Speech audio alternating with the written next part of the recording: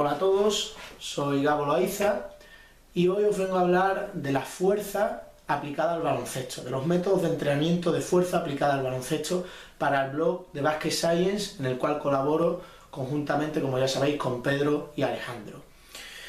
Queremos dar una visión científica a ese entrenamiento de fuerza, queremos explicar por qué se debe hablar de unos métodos u otros, el porqué de la aplicabilidad e incluso esa diferencia en la concepción que se tiene en la NBA a la que se tiene, por ejemplo, en Europa.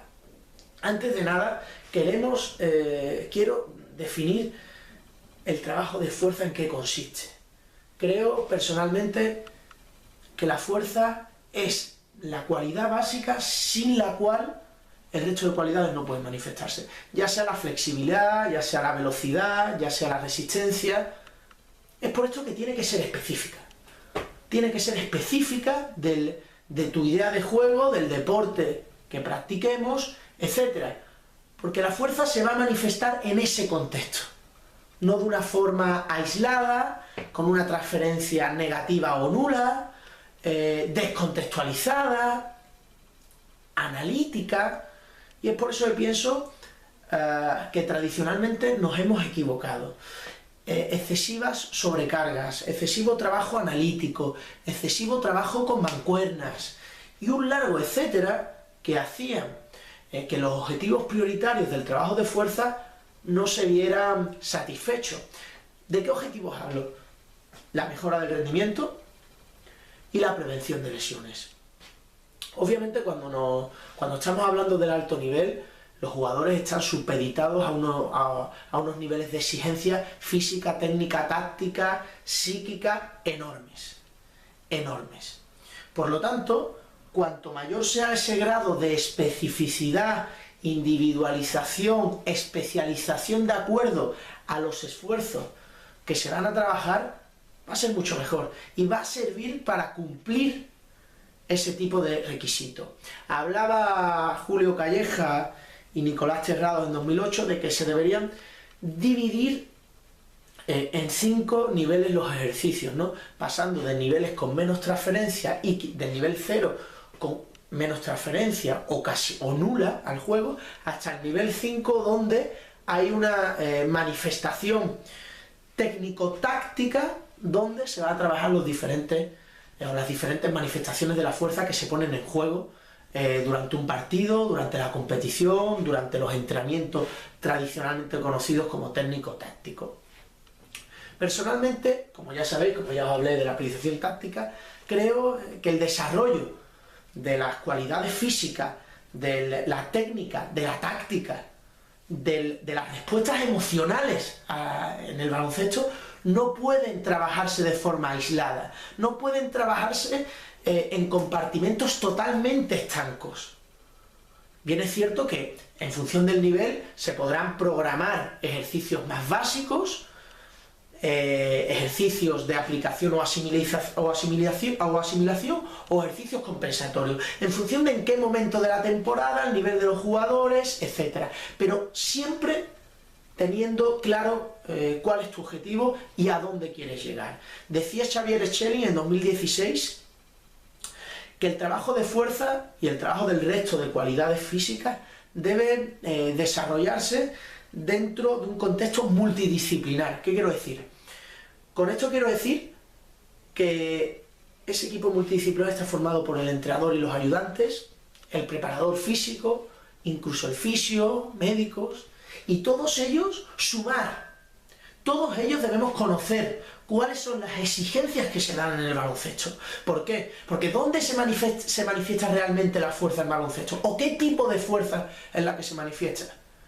Pues se manifiesta en muchos saltos, en los desplazamientos, en el tiro a canasta, en el pase, en el bote, etc. Pues todo ello debemos ser capaces de trasladarlo al trabajo de fuerza. ¿Pero qué tipo de fuerza? Como sabemos, el baloncesto es un deporte de cooperación-oposición. Por lo tanto, estamos supeditados a unas normas estructurales, a unas normas de relaciones, a unas normas de reacción ante la defensa, etc. Es por esto que creo que si no adaptamos ese trabajo de fuerza a nuestra realidad, no vamos a prevenir las lesiones. Esa metodología táctica de la que hablé defiende obviamente el trabajo y la mejora de la fuerza, pero dentro de un contexto. Dentro de un contexto. ¿Cuál es la manifestación, por tanto, que se da en baloncesto? La manifestación que se da es fuerza submáxima, principalmente, a excepción de ciertos movimientos. ¿Qué tipo de movimientos? En movimientos como ganar la posición. Pero obviamente no es la única fuerza que se manifiesta. Hay momentos en los cuales tú manifestarás una fuerza isométrica. Cuando te estás enfrentando a un oponente con contacto y quieres desplazarlo o mantenerte en la posición de semiflexión, etc. Se van a manifestar distintos niveles de fuerza, distintos tipos, y eso tienes que dominarla. Y tienes que dominarla en función de un análisis de cuáles son los gestos más comunes por posiciones y en función, como ya dije, del modelo de juego que quieras aplicar. En otro artículo, en 2006, se hablaba de cómo se trabaja en la NBA. En la NBA, en la pretemporada, se hace una adaptación anatómica, trabajo de hipertrofia, trabajo de fuerza y trabajo de fuerza explosiva. Todo más separado que en el modo más global al cual me estoy refiriendo.